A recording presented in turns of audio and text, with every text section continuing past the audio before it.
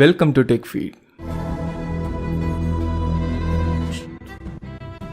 சிங்கங்கள் காட்டில் வாழ அப்படிங்கிறது நம்மள பல பேருக்கு தெரியும். அது நிலப்பகுதியிலையும் மலை பிரதேசங்கள்லையும் திறந்த வெளியில தான் வாழும் அப்படிங்கிறது நம்மள எல்லாருக்கும் தெரியும். அதெல்லாம் சொல்லி இந்த வீடியோவில் போர் அடிக்க போகிறது கிடையாது. ஆனால் இருந்தாலும் ஏன் சிங்கத்தை காட்டுக்கு ராஜான்னு சொல்கிறோம்? அதனுடைய வாழ்க்கையை பார்த்தோம்னா நம்ம நாட்டுக்கே அதை தான் ராஜான்னு சொல்லுவோம். மற்ற விலங்குகள் எப்படி பார்க்குதுன்னு தெரியாது. சிங்கமே தன்னை ஒரு ராஜான்னு நினச்சிக்குமான்னு கூட நமக்கு தெரியாது. ஆனால் சிங்கத்தை மனிதன் அப்படிங்கிறவன் ஒரு அரசனாக தான் பார்க்குறான். கம்பீரத்தோட அடையாளமாக, தைரியத்தோட அடையாளமாக, வீரத்தோட அடையாளமாக பார்க்குறான். அதனால தான் பல நாடுகள் சிங்கத்தை தன்னோட அடையாளமாக வச்சுக்கிட்டு இருக்காங்க. இன்னமும் நம்ம இந்தியாவும் தன்னோட அசோகா சக்கரத்தில் 4 பக்கமும் சிங்கத்தை தான் வச்சுருக்காங்க. அதாவது எந்த பக்கம் இருந்து பார்த்தாலும் சிங்கத்தோட முன்பகுதி தான் தெரியணும் அப்படிங்கிறதுக்காக, அதோட கம்பீரம் தான் தெரியணும் அப்படிங்கிறதுக்காக. அப்படி சிங்கத்தை பார்க்கும் போதே நமக்குள்ளார ஒரு ஃபீல் வருது இல்லை? அது சும்மா ஒன்றும் வந்துடல. அதோட வாழ்க்கையை நம்ம பார்க்கும் போது அதற்குண்டான அர்த்தம் புரியும். எல்லா சிங்கங்களும் ஒன்றும் ராஜாவாயிடுறதில்ல. அந்த கிரீடம் அவ்வளோ ஈஸியாக கிடைச்சிடுறதில்ல. அது அப்படியே கிடைச்சிட்டாலும் அதை ஒவ்வொரு நாளும் அதை பார்த்துக்கிறது அப்படிங்கிறது அவ்வளவு ஈஸி கிடையாது. அதாவது இருக்கிற சிங்கங்கள் எல்லாமே ராஜாவாயிடுறது கிடையாது. அந்த தகுதிக்குண்டான போராட்டம் அப்படிங்கிறது அது பிறக்கும் போதிலிருந்தே ஆரம்பிச்சிடுது. ஒரு சிங்கம் ஒரு டைமில் 7 குட்டிகள் வரைக்கும் போடும். அந்த கூட்டத்தில் இருக்கிற சிங்கங்களே அந்த குட்டிகளை கொல்ல ஆரம்பிச்சிடும். அதுலேயும் தப்பிச்சு உயிர் பழிச்சிருக்கும் போது மற்ற விலங்குகள் அந்த சிங்க குட்டிகளை கொண்டுறதுக்குண்டான வாய்ப்புகள் ரொம்பவே அதிகமாக இருக்குது. அதையும் தாண்டி அது பழிச்சிருந்தது அப்படிங்கிற பட்சத்தில் நிறையா வியாதிகள் அது செத்து போயிடும். பெரும்பாலான சிங்கக்குட்டிகள் தன்னோட 2 வயசுக்குள்ளாரே அது இறந்து போயிடுது. 2 வயசை தாண்டது அப்படிங்கிறதே அந்த சிங்கக்குட்டிகளுக்கு ஒரு மிகப்பெரிய போராட்டம் தான். அதையும் தாண்டி உயிரோடு இருக்கிற அந்த சிங்கக்குட்டிகள் பவர்ஃபுல்லாக, இன்டெலிஜென்ட்டாக, ஹெல்த்தியாக இருக்கணும். அப்போ தான் அதனால் அதோட வாழ்க்கையை தொடர முடியும். சிங்கங்கள் எப்பொழுதுமே கூட்டமாக தான் வாழும். அதனால் தனியாக வாழ முடியாது.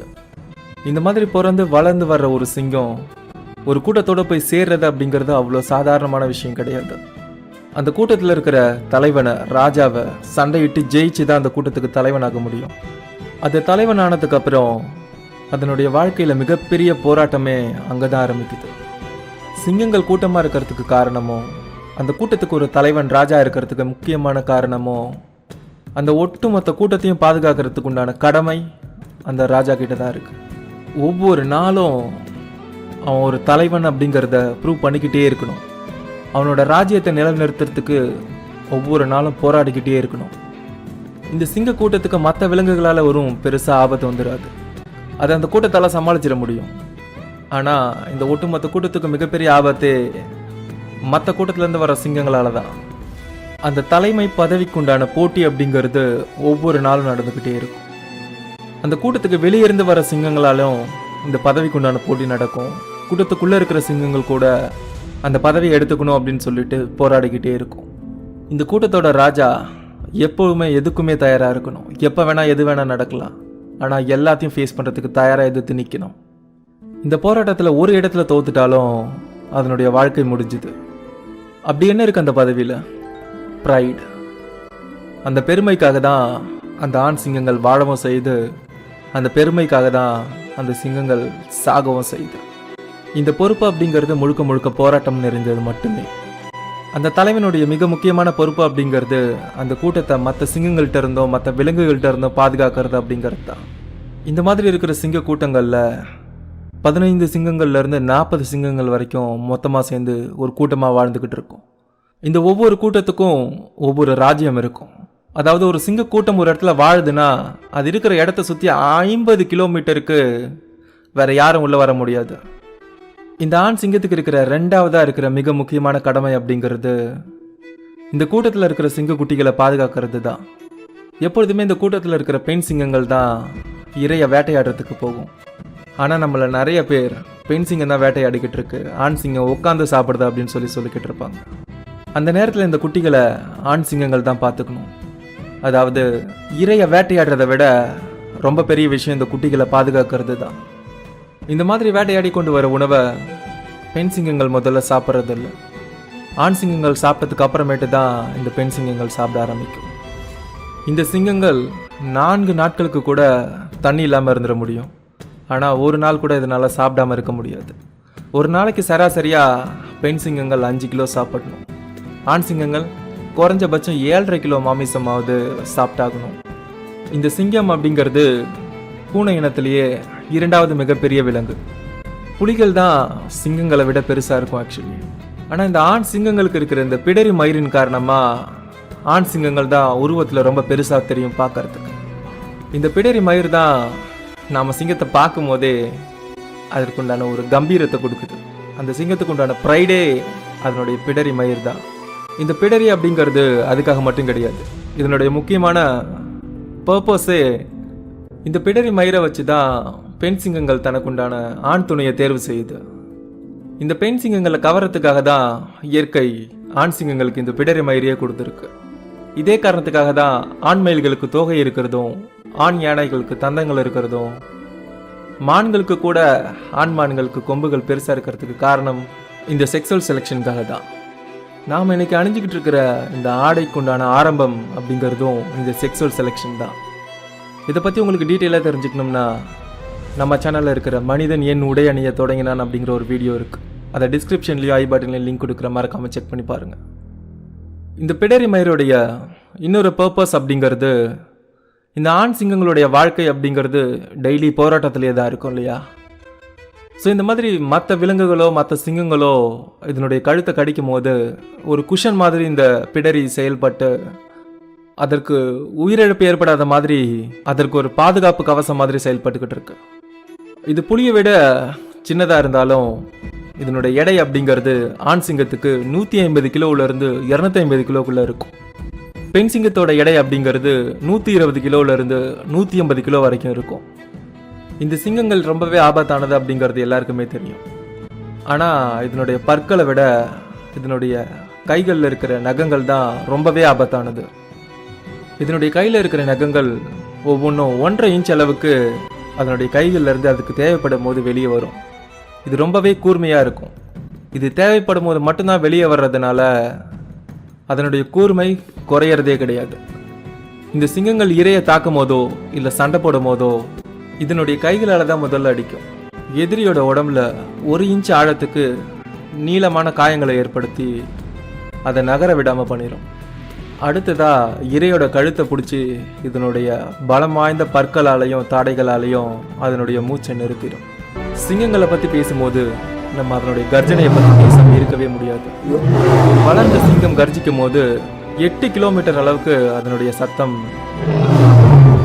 இந்த சத்தத்துக்கு அதோடைய ராஜ்யத்தில் இருக்கிற அத்தனை உயிரினமும் கட்டுப்பட்டாகணும், இல்லைன்னா அதுங்களோட உயிரை விட்டாகணும். இந்த ராஜ கர்ஜனைக்கு எதிராக அதனுடைய ராஜ்யத்தில் யாருமே இருக்க முடியாது. அப்படி யாராவது இருந்தாங்கன்னா இந்த சிங்கம் ராஜாவாக இருக்க முடியாது. இதனால தான் காட்டில் எவ்வளவோ விலங்குகள் இருந்தாலும் சிங்கத்தை ராஜான்னு சொல்லிக்கிட்டு இருக்கோம். அது உண்மையும் கூட தான். சிங்கங்கள் 80 கிலோமீட்டர் வேகத்தில் தான் ஓடும். ஆனால் சிறுத்தைகள் 120 கிலோமீட்டர் வேகத்தில் ஓடும். சிங்கம் அப்படிங்கிறது வேகமாக ஓடக்கூடிய விலங்குகள் பட்டியல்லையே வரல. புலிகள் தான் சிங்கத்தை விட பலம் வாய்ந்ததும் கூட, உருவத்துலேயும் பெருசு. சிங்கங்கள் வேட்டையாடுறதுலையும் பெருசாக பதுங்கி இருந்து தந்திரத்தை கடைபிடிக்கிறது கிடையாது. மற்ற விலங்குகள்கிட்ட இருக்கிற மாதிரி ஒரு பவர்ஃபுல்லான விஷம் மாதிரியான எக்ஸ்ட்ரா வெப்பன்ஸும் அதுக்கிட்ட கிடையாது. இந்த மாதிரி எந்த ஒரு மிகப்பெரிய சிறப்பு இல்லைனாலும் சிங்கம் காட்டுக்கு ராஜா தான். அதை அடிச்சுக்க ஆளே கிடையாது. அதற்கு முக்கியமான காரணம் அதனுடைய அணுகுமுறை, ஆட்டிடியூட் தான். பயம் அப்படின்னா என்னன்னே தெரியாது அதுக்கு. அதுக்கு முன்னாடி ஒரு யானையாக வந்து நின்னாலும் சரி, அது பசியோடு இருக்கும் போது அது கண்ணுக்கு அது இரையாக தான் தெரியுமே தவிர அதோடைய உருவத்தை பார்த்து அது பயந்தது கிடையாது. பசி இல்லாத போது ஒரு மான் தான் பக்கத்துலேயே வந்தாலும் அதை அடிக்கிறது கிடையாது. அதனுடைய வாழ்க்கையே ஒரு போராட்டம் தான். தினம் சண்டை செய்யணும். அதுவும் சாதாரண சண்டை கிடையாது. இந்த சிங்க கூட்டத்தோட தலைவனோட முகத்தை கிட்ட பார்த்தா தெரியும் நமக்கு அதில் எத்தனை தழும்புகள் இருக்கும் அப்படின்னு சொல்லிட்டு. ஆனாலும் ஒரு நாளும் அது பயந்தது கிடையாது. அதனால தான் அது சிங்கம். ஒட்டுமொத்த காட்டுக்கே ராஜாவாக இருக்குது. ஆம்பளை சிங்கம்டா அப்படின்னு சொல்கிறோம்ல, வாழ்ந்தா சிங்கம் மாதிரி வாழணும்னு சொல்லி சொல்கிறோம்ல. அப்படி வாழணும்னா நாம் ஒரு விஷயத்தை புரிஞ்சுக்கணும். இந்த வாழ்க்கை அப்படிங்கிறது ரொம்பவே கஷ்டமான பாதை. முழுக்க முழுக்க போராட்டங்கள் நிறைஞ்சது. ஒவ்வொரு நாளும் சண்டை செய்யணும். ஒட்டுமொத்த உலகமும் உனக்கு எதிராக வந்து நிற்கும். உன்னை எப்படா கீழே தள்ளலான்னு சொல்லி காத்துக்கிட்டே இருக்கும். ஆனால் நீ முன்னேறி போய்கிட்டே இருக்கணும். ஒரு மிகப்பெரிய பயமில்லாத இதயத்தோட சிங்கம் மாதிரி. ஒரு நாள் உலகம் உன்னை அக்செப்ட் பண்ணும். உன்னை தலைவனா தூக்கி தலையில வச்சு கொண்டாடும். உன்னோட கம்பீரமான ஆளுமையை பார்த்து வியக்கும். யாராலையும் உன்னை தடுத்து நிறுத்த முடியாத ஒரு சிங்கமா உன்னை மாற்றும். ஆனால் இந்த பாதையை முடிவு பண்ணுறதுக்கு முன்னாடி அதுக்குண்டான விலையை கொடுக்கறதுக்கு நீ தயாராக இருக்கணும். இந்த சிங்கம் தலைவனாக இருக்கு. ஆனால் ஒரு சண்டையில் தோத்தாலும் இது கூட்டத்தோட்டு வெளியேறி தனியாக இருக்கணும். அப்படி தனியாக இருந்தால் இதனுடைய உயிர் இதுக்கு சொந்தம் இல்லை. அதனால தான் சிங்கத்தோட ஆயுட்காலம் 10 to 16 வருஷம் இருந்தாலும் இந்த ஆண் சிங்கத்தோட ஆயுட்காலம் முடியறதுக்கு முன்னாடியே அது இறந்து போயிடுது. இதனால தான் இந்த வீடியோவோட ஆரம்பத்திலேயே சொல்லியிருப்போம், இந்த சிங்கம் வாழ்கிறதும் இந்த ப்ரைடுக்காக தான், சாகிறதும் இந்த ப்ரைடுக்காக தான். என்னைக்கு நான் தோத்துருவேன் அப்படின்னு சொல்லி இந்த சிங்கம் நினைக்குதோ அன்னைக்கே அதனுடைய ஆயுட்காலம் முடிஞ்சிடுச்சு. அதனால தான் இந்த சிங்கம் எப்பொழுதுமே தோக்குறத பற்றி யோசிக்கிறதே கிடையாது. அதனால தான் இந்த லைன் கிங் காட்டுக்கே ராஜாவாக இருந்துக்கிட்டு இருக்கு. இந்த வீடியோ உங்களுக்கு பிடிச்சிருந்ததுன்னா மறக்காமல் இந்த வீடியோவை லைக் பண்ணுங்கள். உங்கள் ஃப்ரெண்ட்ஸ்க்கு இந்த வீடியோவை ஷேர் பண்ண மறந்துடாதீங்க. உங்கள் கருத்துக்களை மறக்காமல் கமெண்ட் பாக்ஸில் மென்ஷன் பண்ணிட்டு போங்க. நீங்கள் இன்னும் இந்த சேனலை சப்ஸ்கிரைப் பண்ணலைன்னா மறக்காமல் சப்ஸ்கிரைப் பண்ணிக்கோங்க. நம்ம சேனலில் அடுத்ததாக வரப்போகிற வீடியோ தங்க மீன்களை பற்றி தான். இந்த சிங்கத்துக்கு தயிர் சாதம் போட்டால் எப்படி இருக்கும், அந்த மாதிரி தான் நம்ம இந்த கோல்டன் ஃபிஷ்ஷை தொட்டியில் வச்சு அழகாக பார்த்துக்கிட்டு இருக்கோம். இந்த கோல்டன் ஃபிஷ்ஷை மட்டும் நம்ம குளத்துல விட்டோம்னு வச்சுக்கோங்களேன், அங்கே இருக்கிற அத்தனை மீனையும் சாப்பிட்றோம். அதனால தான் அமெரிக்கா உட்பட பல நாடுகளில் இந்த தங்க மீன்களை குளத்துல விடுறதுக்கு தடை செய்யப்பட்டிருக்கு. அதையும் மீறி விட்டிங்கன்னா நீங்கள் ஜெயிலுக்கு போகணும். இந்த மாதிரி தங்க மீன் பார்த்தின பல தகவல்களை நம்ம அடுத்த வீடியோவில் பார்க்க போகிறோம். மறக்காமல் நம்ம சேனலை ஃபாலோ பண்ணுங்கள். தேங்க்யூ ஃபார் வாட்சிங்.